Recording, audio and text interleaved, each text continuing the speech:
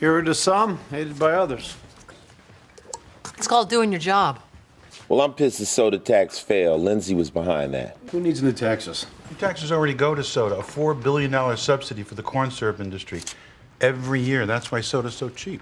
A tax on sugar water would help pay for the cost of diabetes and heart disease. Hey, sugar water isn't the only cause of obesity. I mean, at least Lindsay was helping the little guy.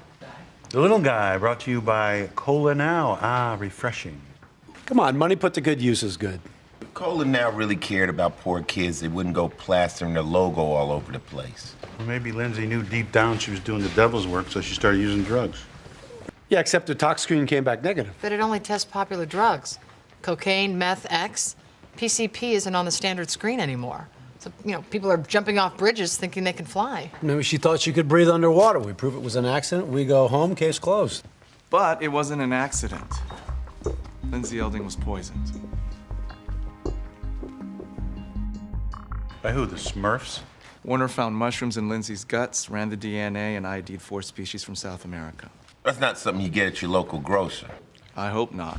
These contain high doses of muscarine, a toxin which makes you hot, sweaty, and sexually aroused. I'm hot. I'm wet. Explains why Lindsay took her clothes off. And why she threw herself at a jerk like Whit Worley. And why she would jump in the fountain, but how come she drowned? Muscarine toxicity often leads to respiratory failure. Lindsay took her final weak breaths underwater, but she would have died anyway. What a rough way to go. So one of Lindsay's enemies slipped her a deadly cocktail of shrooms. When? They were in her jejunum. Dial back the digestive clock, and that puts you right about dinner time. Okay, her calendar says that she was at a fundraiser for an organization called Wishing Time. They give away free jungle gyms.